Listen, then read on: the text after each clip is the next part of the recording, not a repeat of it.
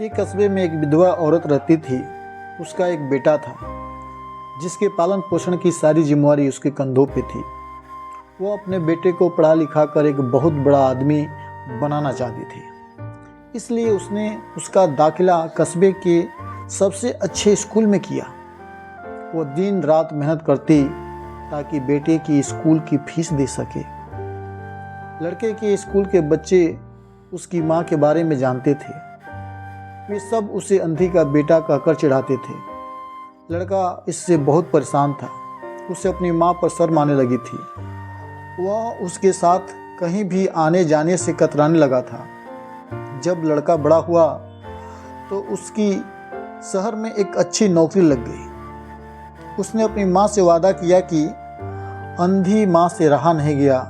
एक दिन उसने ट्रेन पकड़ा और कैसे भी वह बेटे से मिलने शहर पहुंच गई।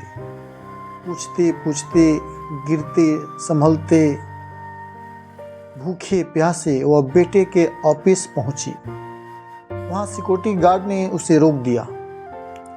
अंधी औरत ने गार्ड को अपने बेटे का नाम बताया और बोली कि उससे जाकर कह दो कि गांव से कोई मिलने आया है। गार्ड ने जाकर उसके बेटे को बताया। बेटे ने आपसे अपनी माँ गेट के बाहर नजर आई। वो ऑफिस में सबके सामने माँ की वजह से शर्मिंदा नहीं होना चाहता था। उसने कहला दिया कि वो ऑफिस में नहीं है। गार्ड आकर बोला कि वह आपका बेटा ऑफिस में नहीं है। अंधी औरत वहां से चली गई। शाम को वह लड़का वापस घर जाने के लिए निकला।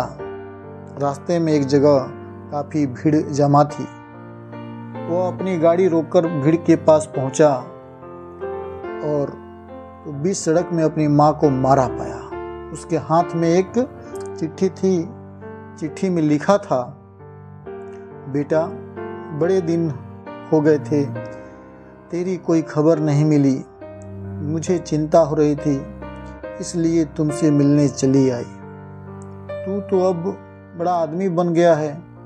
तुमसे मिलना अब शायद मुझ गरीब की किस्मत में नहीं, लेकिन मैं खुश हूँ बेटा तेरे लिए कि तूने अपना ही नहीं मेरा भी सपना पूरा कर दिया। मलाल है कि तेरी तरक्की देख नहीं सकती।